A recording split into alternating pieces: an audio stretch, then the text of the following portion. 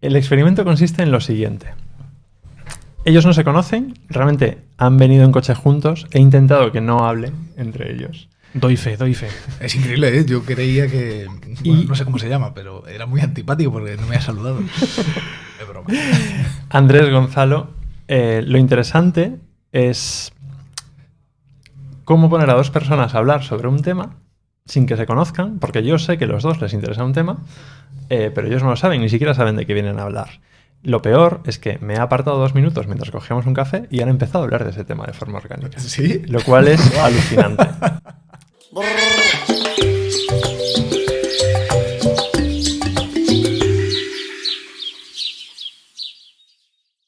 Gonzalo, Andrés, ¿qué opináis de la salud? Y ya está, yo me voy a callar, me voy a tomar un café.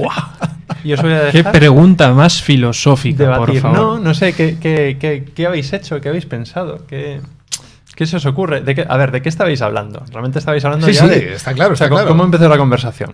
Pues, ¿Alguien fue está claro. sacarinas? Siempre, sí. Estábamos sacándonos un café y aquí pues los buenos amigos que nos hacen galardón del estudio de grabación, pues ¿Te refieres a la gente a la que ocupamos de forma...? efectivamente. Vale. Pues Un saludo a Topes de Gama nos han dejado maravillosamente su cocina y su cafetera para podernos sacar el café, pero nos comentaban que no hay azúcar, a cual yo comento, bueno, yo prefiero no echarme nada antes que echarme edulcorantes artificiales, porque considero que, bueno, pues son más perjudiciales para la salud. Y ahí es en el momento en el cual Gonzalo ha dicho, disiento completamente de esa idea y creo completamente lo opuesto. Y hemos tenido ahí una férrea pelea entre los dos. Sí, ha sido... A ver, Gonzalo, cuéntanos, ¿por qué azúcar o no azúcar? Bueno, iba a empezar a responder a tu pregunta. Ah, ¿no? vale, ¿Te interesa perdón. la salud, como has dicho?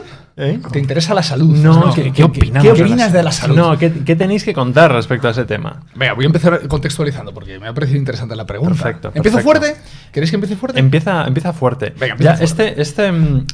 Este concepto se va a construir sobre la marcha. Se va a construir, Entonces, sí. el feedback os lo voy a dar y esto se va a publicar, me da igual. Tenemos que mirar a cámara, ¿vale? Venga, voy a empezar fuerte. Si queremos. Voy a Estamos empezar mirando fuerte. ahí abajo, porque Sí. no es que tengamos un Eso gato, es, es que sí. está como el monitor para verlo, Es pero la verdad. cámara está arriba, ¿vale? Y esto se construye. Venga, sobre voy la a empezar fuerte. Ojo, Y así ojos, nos miramos nosotros. voy a más. empezar fuerte y a ver qué sale de esto.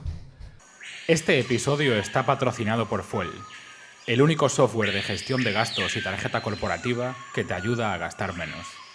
Yo creo que la salud siempre ha sido considerada como la ausencia de enfermedad. Ujú. Pero ahora creo que se puede aspirar a más. Puedes no tener una enfermedad y además aspirar a vivir de forma pletórica, ¿no? Con unos indicadores, unos KPIs objetivos, ¿no? Y subjetivos que te hagan disfrutar de una buena calidad de vida percibida por ti y por esos datos objetivos, ¿no? ¿Cuál es el fin de todo esto? Pues el objetivo sería tener salud de forma perpetua para poder llegar al punto en el que eres inmortal y te conviertes en otra especie. Trasciendes, ¿no? De ese humanismo a un transhumanismo. Entonces, al final, la salud es el puente hacia el disfrute eterno y hacia el conocimiento eterno. Esto me suena mucho al proyecto 2042 que tenían los chinos justamente para montar ese concepto de avatar humano donde puedas transferir y colgar tu conciencia en un futuro. ¿Vas por esa línea? Voy por esa línea, sí, lo conozco. Creo que era 2045, ¿no? Yo creo. No me acuerdo, pero juraría que era 2042 o 2045. Sí, no, es siempre. 2045 porque 2045 es el punto teórico más o menos aceptado por todo el movimiento transhumanista del punto de singularidad, ¿no? Ujú. En el cual se podrá trascender y hacer ya sea mind uploading o ya sea vivir eternamente, etcétera, etcétera. Esto va muy ligado con la serie esta que sale en Amazon ahora de Upload, donde cargas tu conciencia una vez que mueres en una realidad virtual. Yo creo que está muy bien. Yo, sin embargo, pues soy muy crítico con el concepto de salud, porque juraría que es la mayor ciencia empírica habida y por haber, porque al final han aprendido a curarnos y a mejorar nuestro sistema de salud en base a evitar que nos muramos y evitar matar a los pacientes que tenían por detrás. Con lo cual creo que la medicina y por tanto la sanidad tiene que dar un salto gigantesco en las formas y en el cómo está abordando su estrategia y sobre todo su planteamiento de investigación. Y ahí es pues a través de experiencias personales vividas, sobre todo tras el linfoma de Burkitt que tuvo mi madre, pues empecé a investigar mucho más a menudo pues el cómo estaba funcionando realmente la investigación farmacéutica y cómo estaban funcionando también los tratamientos de cáncer. Y te das cuenta que hay muchas cosas por hacer, hasta el punto en el cual vas a hablar con los médicos y te decían cosas como no creemos en el enfoque matemático, la parte de investigación matemática no puede servirnos a nosotros como médicos. Y decías, bueno, pues seréis los primeros a los cuales las matemáticas no les afectarán su vida, pero que yo sepa, seguimos siendo como ordenadores por dentro, los cuales funcionamos también a través de un sistema ordenado, con lo cual no entiendo vuestra forma de verlo. Con lo cual, pues me sumo a ese movimiento que tienes tú de buscar el transhumanismo y de ver cómo nos colgamos virtualmente en avatares o cómo conseguimos ser inmortales. De hecho, es una de las cosas que hablo siempre yo con mi mujer, que yo le digo, mira, yo cuando me muera, a mí o me cortéis la cabeza y me la congeláis o lo que sea, esperemos a ver si se soluciona el tema este de que no se rompan las células por los cristales que se forman en el proceso de congelación, pero yo tengo claro que a mí sí me gustaría participar en algún experimento de eso. Muy bien, muy bien. Bueno, comparto contigo, Andrés, totalmente lo que has dicho, ¿no? Que actualmente el tratamiento de la salud es más bien el tratamiento de la enfermedad, ¿no? Una vez que ya asoma, ¿no? Y que es evidente, pues intentamos que no nos muramos. Es un tratamiento sintomático. Exactamente. Acércate, totalmente. dando cariño al micrófono. Como si Perfecto. es una relación íntima. Tenemos que hablar entonces, bueno, sí, sexualmente al micrófono. Coincido totalmente contigo en eso, ¿no? Que es el tratamiento de la enfermedad y que podemos y debemos dar un salto enorme, ¿no? Hay una oportunidad tremenda en el diagnóstico precoz, en la medición de muchos parámetros que nos pueden hacer vivir con realmente salud, ¿no? Que no solo es la ausencia de enfermedad, sino también la búsqueda, ¿no? De una plenitud, pues medida ya en muchos factores, ¿no? El cómo te mueves, cómo te sientes, el que puedas hacer lo que te hace feliz durante mucho más tiempo, el que puedas evitar muchas cosas que quizá ahora, como son normales, pues no se asocian a enfermedad, pero que pueden ser perfectamente consideradas como enfermedad cuando consigamos diagnosticarlas y solucionarlas, como por ejemplo es el envejecimiento, ¿no? El envejecimiento medido por pérdida de masa muscular, pérdida de capacidad de hacer ciertos movimientos, pérdida de capacidad de hacer ciertas habilidades o ¿no? de cosas que no puedes hacer como cuando tenías 20, 30 años. Y que yo sepa también es la mayor causa de mortalidad que hay, ¿no? Justamente el envejecimiento. Esa es la enfermedad a batir. Entonces decías que tenías un enfoque, que te gustaría darle un enfoque mucho más matemático, ¿no? Y que los médicos realizan ahora mismo un enfoque más empírico. Cuéntanos un poco más de eso. Desarrolla. Pues bueno, esto hace cuestión de unos 5 años me presento ante el consejero de Sanidad de la Comunidad de Madrid con un enfoque de empezar un proyecto de Big Data e Inteligencia Artificial en los hospitales, en los departamentos de Oncología y Hematología, y a lo cual me responden, pídeme lo que quieras menos datos, te doy dinero, haz lo que quieras con el dinero, pero no me pidas datos. Nos sentamos con diferentes oncólogos y hematólogos en hospitales como el Niño Jesús, como La Paz, etcétera, y a lo que nos vienen a decir pues es a nuestra sorpresa de no confíen en la investigación a través de técnicas de inteligencia artificial y simulación. Y pues después de quedarnos un poco con un jarro de agua fría, es decir, no sé en qué mundo vivo ni entiendo cómo estos médicos, que se supone que también son científicos, comentan estas salvajadas, pues 5 años después nos encontramos con Carmen Artiga diciendo que vamos a montar el mayor data lake sanitario de la historia en España, que vamos a sentar todas las bases para una investigación basadas en datos dentro del sistema sanitario y abanderado por el CENIO, a lo cual pues lo primero me alegro, lo segundo es qué ha pasado en estos 5 años, a quién han sobornado o cómo lo han conseguido. Porque, pero te alegras entonces, entiendo, sí, ¿no? Sí, me alegro porque por fin hay un avance en esa línea, pero estamos aún muy muy lejos de poder hacer cosas, también por las restricciones legislativas que tenemos en España y en los países europeos, a diferencia de otros países donde es cuestionable el sistema sanitario y el cómo se encuentra a nivel de acceso, pero que la calidad y el nivel de abanderamiento en innovación e investigación pues son diferentes. Y obviamente, pues, ni mucho ni tampoco. ¿Qué querías hacer tú? Perdón. Yo me voy a dedicar a moderar con Perfecto. preguntas de niño pequeño. ¿Qué querías hacer tú? Pues mira, yo no tengo el suficiente conocimiento sobre la materia médica y sobre la cuestión biológica, pero creo que el futuro pasa por la adopción de gemelos digitales en la investigación de tratamientos preventivos y de simulación de las células humanas para ver cómo responden ante enfermedades, tratamientos, causas externas y medioambientales, y creo que el futuro de la investigación médica y farmacéutica va a pasar por los gemelos digitales. ¿Qué coño es un gemelo digital? Buena pregunta, Dani. Iba a preguntar exactamente lo mismo.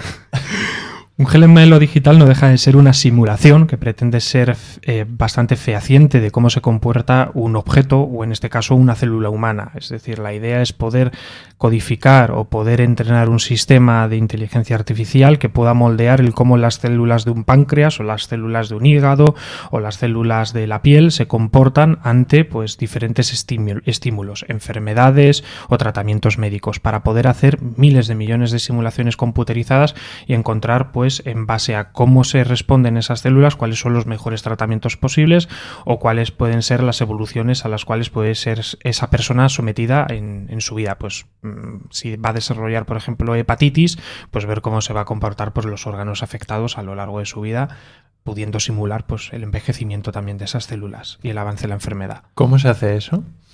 Esa es la pregunta del millón. Ahí es donde hay cerca de 10.000 millones de euros puestos ahora mismo encima de la mesa en consorcios europeos, donde hay casi 27 megacompañías haciendo investigaciones alrededor, donde hay un gran grupo chino que es 12 Sigma, que también lleva bastante tiempo tratando de hacer esto. Y bueno, pues hay muchas cabezas dándole vueltas, mucha información, pero aún no está muy claro el cómo se puede ejecutar. Ahí es donde creo que falta pues esa entrada masiva de las startups y de la gente como nosotros, que pueda empezar a darle un vistazo también con la practicidad de estar en el mercado o de estar puesto en producción lo antes posible, porque es lo que de verdad nos va a hacer avanzar, no tanto el que nos encerremos en centros de investigación 15-20 años viendo cuál es la mejor forma de hacerlo, sino realmente ponernos a hacerlo ya directamente e ir evolucionando. Porque una pregunta, Andrés. Claro, yo estoy totalmente de acuerdo contigo que si tuviéramos esta herramienta sería ideal, ¿no? Y que una vez probada que funciona, todo el mundo la querría utilizar. Pero también imagino que cuando tú comentaste algo así a los hospitales te dirían, no lo tenemos, ni tenemos dinero para poder hacerlo y estoy seguro de que vamos a tardar muchísimo, ¿no? Entonces, ¿cómo el enfoque que has comentado que ahora sí que se está haciendo y que han respondido positivamente las autoridades para financiar, ¿de qué se trata? ¿Es algo parecido a lo de los gemelos digitales y simulaciones que comentas o es algo diferente? Es un enfoque más basado en acción-reacción y las diferentes causas que ha habido, pues entendiendo un poco un perfilado de los pacientes y el tipo de enfermedad y el cómo han respondido pues ante X tratamientos, pero no tanto con una información genética ni con una simulación específica de cómo ha sido o cómo han estado funcionando sus células ante ese tratamiento, con lo cual es un poco más un análisis más agregado, que obviamente es mejor que nada, de cómo un tratamiento pues puede estar afectando. Por ejemplo, muy poca gente lo ve, pero aquí también hay sesgos poblacionales y de muestra. Por ejemplo, si nos vamos a los hospitales de la Sierra de Madrid, hay muchos más casos de cáncer, también derivados por la exposición al gas radón que emana directamente del granito de la sierra, porque a lo largo y ancho de una larga época residiendo en esa zona, pues sí es verdad que has estado más expuesto a las posibles fuentes de radiación que se encuentran pues en la misma naturaleza, con lo cual esas causas medioambientales también forman parte y son muy importantes de ese concepto de análisis. ¿Hay más cáncer en la Sierra de Madrid que en el centro? O sea, sí. Hay zonas. Estadísticamente hablando, sí. Sí. No sé exactamente la concentración, pero sí el parque de Guadarrama tiene la zona de la Pedriza y todo eso, tiene unas concentraciones, como dice, de radón, pero que se miden, ¿no? Y supuestamente, bueno, sí, hay ciertos niveles considerados. Es como digo, al final es exposición seguros alargada, te tiras 30 años residiendo en la misma zona y expuesto, pues no es lo mismo que si vas de vacaciones a hacer escalada a la montaña. Esto pasa en Galicia también, es que tenemos que hacer, el podcast Entropic tiene que ser descentralizado, no puede ser madrileño, entonces hay que sacar aquí la periferia. En Galicia conste que soy manchego, así que no te preocupes, ¿sabes? No tengo ningún problema, yo no soy madrileño. En Galicia hay también concentración de radón y me lo prestó un amigo, un medidor, entonces lo tuve en casa unos días y en teoría da un volumen relativamente bajo, que nos estamos desviando. Oye, sí, no, por seguir, te quería preguntar, Andrés, por seguir un poco con lo que estabas comentando, pero trayéndolo un poco al punto de vista más práctico, yo creo que estamos totalmente de acuerdo que la investigación en salud va a mejorar, porque veo imposible que no se investigue. Tiene que mejorar y va a mejorar, porque es decir, solo hay dos posibilidades. Que no investiguemos más, y ya sé que de la medicina hemos llegado hasta este punto en la historia de la humanidad y ya hemos llegado aquí y no se investiga más, o que se investigue más y se descubran más cosas. Y es obvio que va a ser la segunda. Pero quizá no llegamos a tiempo para que gente como tú y como yo seamos inmortales. Entonces, ¿cómo podemos acelerar, digamos, e implantar la investigación o cómo incluso deberíamos priorizar la investigación de las soluciones para mejorar la salud y evitar la enfermedad de la población? Pues yo creo que aquí es donde empezamos a trabajar ya en temas de medicina personalizada, que sí es algo que está hoy en día bastante implantado en la sociedad y que ya hay bastantes médicos y hospitales que están trabajando con soluciones parecidas, que al final pues lo que buscan es un poco entender cuáles han sido las enfermedades y el histórico familiar del individuo, y también pues ver un poco cómo pueden adelantarse a las posibles enfermedades que pueda padecer en un futuro a través de tratamientos personalizados y medicina preventiva. Obviamente pues son líneas pues costosas, que no todas están incluidas dentro de lo que sería el catálogo de la Seguridad Social y que habría que evolucionar por lo menos desde la perspectiva de seguro médico público aquí en lo que es España. En otros países, si yo soy el gobierno, yo digo, a ver, Andrés, muy bien, pero yo lo que quiero es que me voten. Entonces, claro, pero a mí lo que me van a votar es porque ponga vacunas o diga que haga un hospital nuevo, no porque haga estas cosas que tú dices, que nadie entiende. Si haces medicina preventiva, al final lo que estás haciendo es un gran ahorro a la Seguridad Social a futuro, con lo cual puedes subir pensiones. A más de 4 años. Esto creo que lo dijo un cómico, ¿no? Creo que era Miguel Lago el que lo dijo en uno de sus monólogos. Le subimos la pensión a los viejos y les reducimos las pastis, ¿sabes? O sea, sé que yo creo que el objetivo es, ver cómo puedes llegar mejor a la edad anciana y de cómo puedes tener mejor salud para no tener tanta dependencia y cargar tanto un sistema sanitario, y ver cómo también podemos mejorar el aspecto más social y más económico pues de las personas. Entonces, al reducir la carga necesaria en los hospitales a través de tratamientos preventivos, pues lo que puedes es utilizar esos fondos para mejorar la investigación y desarrollo, y puedes utilizar esos fondos también pues para mejorar pues al final la parte socioeconómica de la seguridad social, pues cómo puedes dar refuerzos al sistema de pensiones y al sistema de jubilación. Yo, por desgracia, creo que todo esto que tú comentas va a llegar por la vía del sector privado. Creo que eso seguro.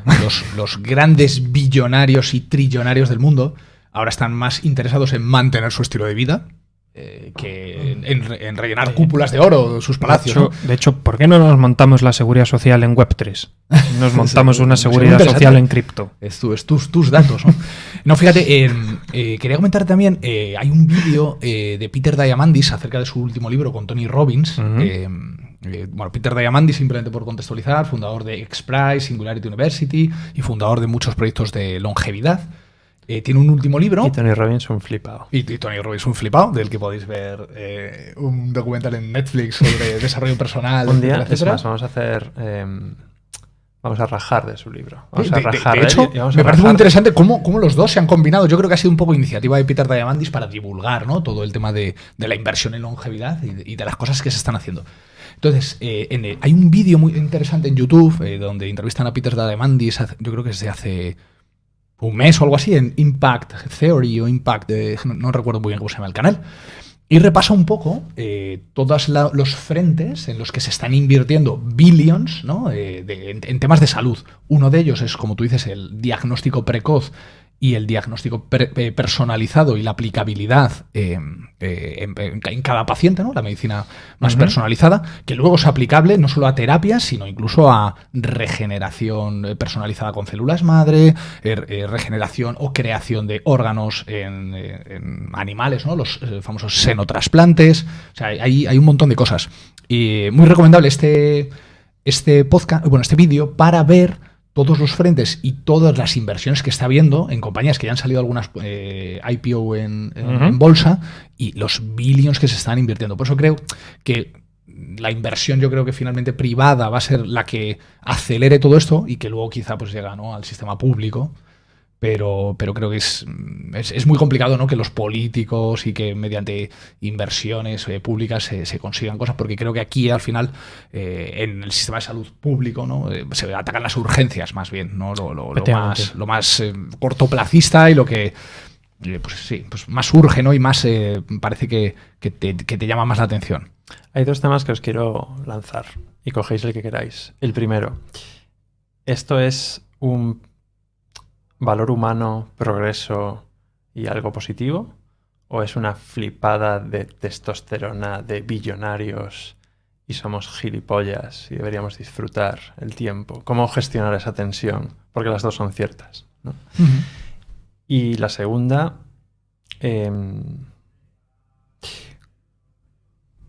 Andrés, ¿cómo crees que alguien que está en el mundo académico o corporativo y quiere aportar algo aquí podría dar el salto? Esa pregunta es jodidísima. O sea, es la que quiero resolver yo, pero por eso te la pregunto a ti.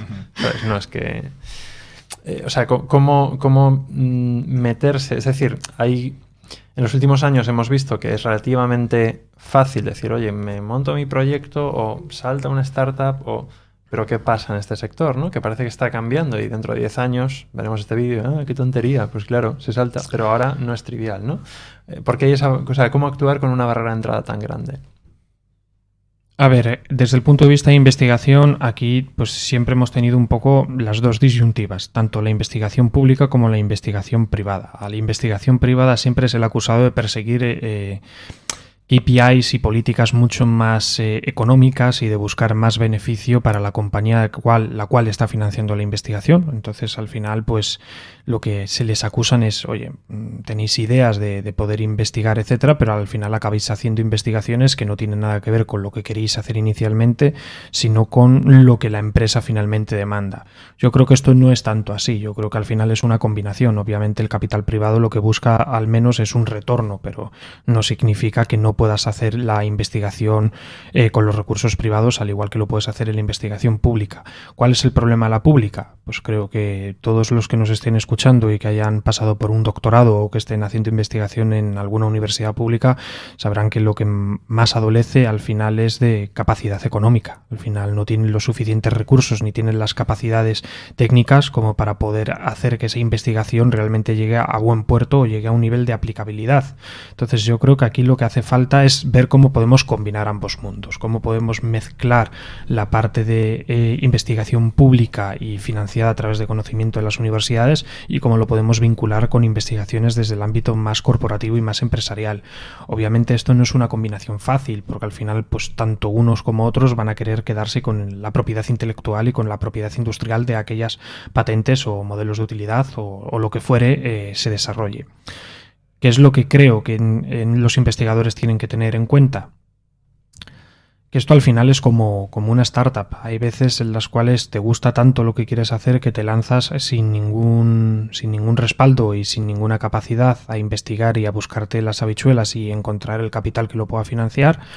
Y lo consigues, hay veces en las que no, pero lo que importa es un poco el nivel de entusiasmo y el nivel de capacidad que tengas de adversión al riesgo. Lo que no puede ser es que los investigadores que pretenden estar en el edge y que pretenden abanderar todos estos conceptos tengan una adversión al riesgo nula y que lo que busquen es simplemente pues un salario base de 18.500 euros como pueden estar cobrando en algunas universidades a cambio de poder hacer una investigación o estar doctorándose.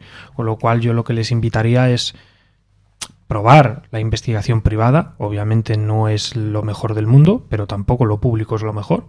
Cada uno tiene sus pros y sus contras, con la única diferencia que en el mundo privado podéis encontrar más recursos y más capacidades que creo que a la pública ahora mismo le falta.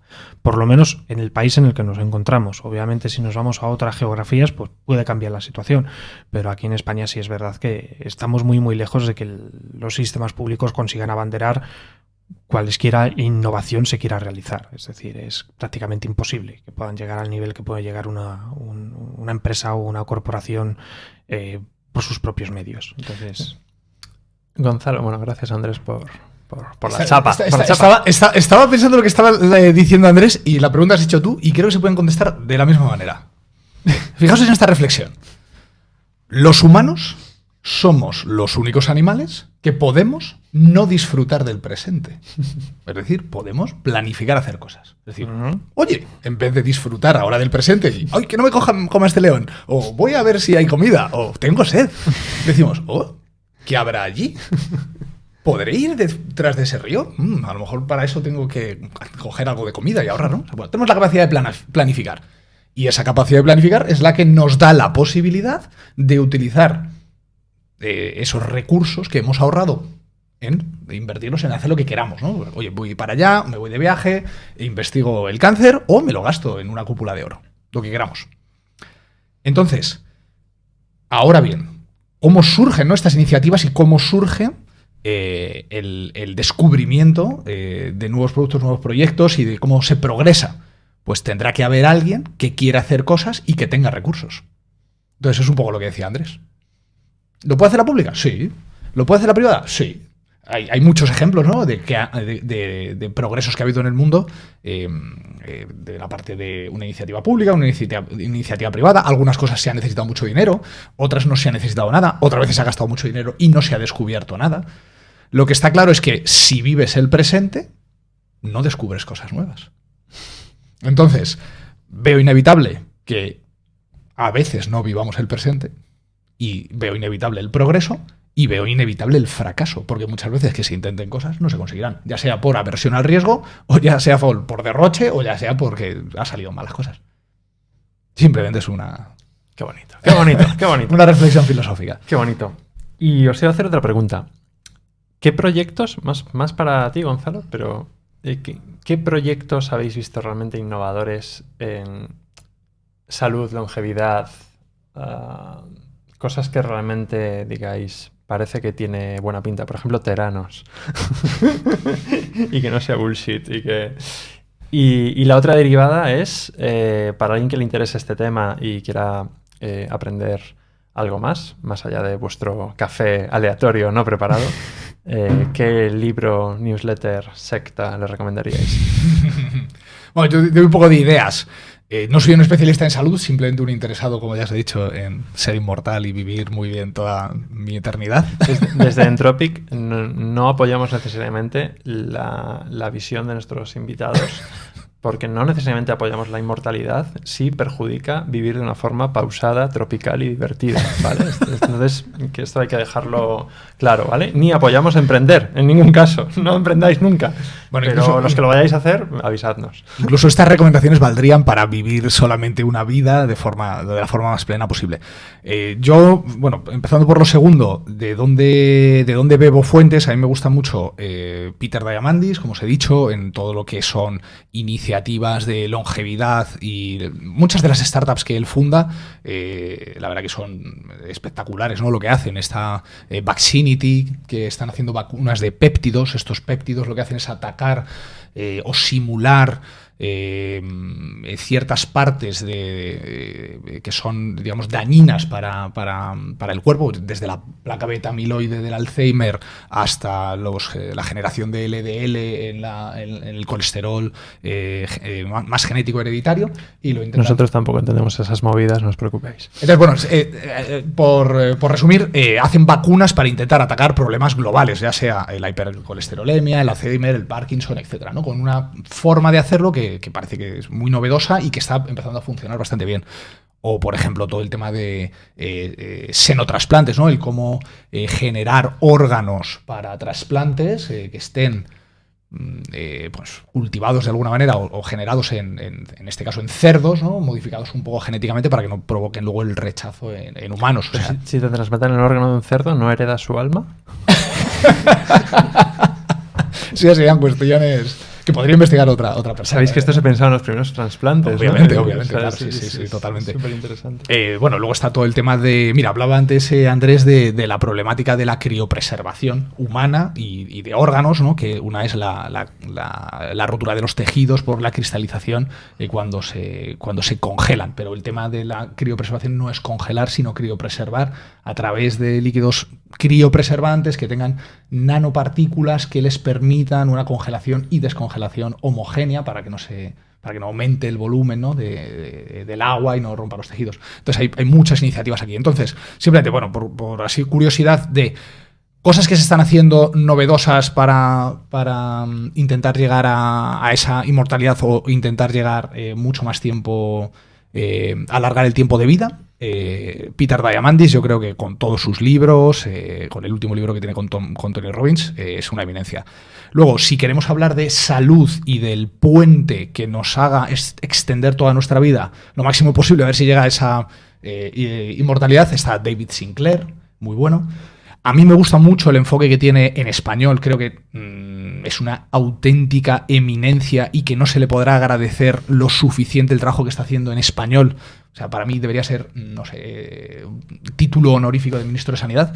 Marcos Vázquez, Fitness Revolucionario, todo su contenido, libros, podcasts y artículos. Tiene entrevistas con las mayores eminencias de salud, un enfoque holístico, integral, muy humanista, con muchísimo sentido, con absolutamente nada de humo. Creo que es... Entropic lo apoya, Marcos Vázquez. Es alucinante. A Tony Robbins, ¿no? Marcos, eres el mejor.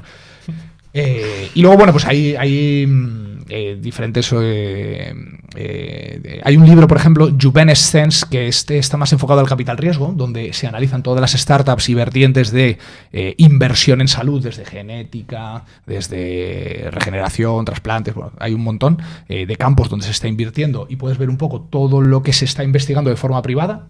No recuerdo el autor, pero ahí puedes ver un poco todos los campos. Y luego, bueno, pues a través de todas estas fuentes puedes llegar a muchísimas más en cuanto a temas de salud. Y ya para terminar, Andrés, ¿qué A ver, recursos es que o más pisado a los clásicos como Peter Diamandis, como el señor Peter, más pisado también algunas referencias a otros libros. La parte de los nombres, soy fatal para los nombres, ¿sabes? O sea, he leído cosas, pero ni me acuerdo de quién las escribe. Describe la portada con dibujos. Luego, a nivel de fuentes de investigación, pues yo suelo leer bastante el NIH, que al final pues es uno de los principales institutos de sanidad dentro de lo que sería Estados Unidos y que tienen una parte de divulgación científica bastante grande. Fuentes de información de Scientific American, también bastantes papers en Google Scholar, etcétera. Al final, pues me busco un poco las habichuelas. Pero por comentar también algunos de los proyectos chulos, abanderados también por gente española, hacer una mención al proyecto de un ex compañero de trabajo, Paco González Blanch, que es Mendelian. Mendelian al final pues es una solución bastante más enfocada a temas de genómica y de medicina personalizada, que empezaron a trabajar en ello hace bastante tiempo, por decir que fueron pioneros dentro de lo que fuese el mercado español y también con ese enfoque más novedoso. Y también pues soluciones al final de symptom checkers y cosas por el estilo, que están trabajando bastante en categorizar y generar una serie de ontologías sobre toda la parte de conocimiento médico, que lo que nos permite a nosotros también es poder trabajar con ese conocimiento de forma más ordenada en los algoritmos y en las investigaciones que hacemos. Entonces pues aquí también hacer una mención a Medictor, que creo que es una de las principales soluciones así de chequeo de síntomas, que al final pues nos puede servir para hacer una investigación más preventiva, que es lo que nos sucede sin colapsar los sistemas sanitarios. Total, para que nos recepten perdona, Dani, siguiendo un poco el tema que dice Andrés, muy interesante también aquí la gente de Biohacker Summit y Biohacker Handbook, que son creo que si no me equivoco, son de Finlandia y son los mayores frikis en gadgets y en lo que es medición, biohacking y demás. O sea, nada, digamos, invasivo en cuanto al ser humano, todo totalmente humanista y con el objetivo de conseguir tu mejor versión de ti mismo, pero muy interesante también porque hace mucho de insidables, wearables y medición de la salud. Y luego pues siempre estar atento a Hacker News, porque salen cada cosas que también pues están muy vinculadas a esto. Nuestro compañero de Entropic, José Iglesias, estará contento de que citemos 2 veces a Y Combinator porque ahí están Techstars, pero maravilloso. Bueno, José, se siente. Hacker News es Hacker News, entonces eso no es discutible. Es el menéame de la tecnología. Pues muchísimas gracias por este café improvisado. Me encanta que haya salido estos temas antes de, a pesar de no permitiros hablar, ya habíais empezado a hablar antes sin saber de qué ibais a hablar, y creo que es una buena señal. Para compensar este exceso de energía y testosterona, os pedimos no que os suscribáis a nuestro podcast, sino que os desuscribáis de otro. creo que vamos a hacer eso. Porque no hagáis más cosas, haced menos. Yo creo que es la clave, ¿no? También reducir el foco. Entonces, buscad uno y decid, esto paso. Y nos vemos en la próxima. Gracias, Gonzalo y Andrés. Muy buena, muy bien. Un placer. Un placer.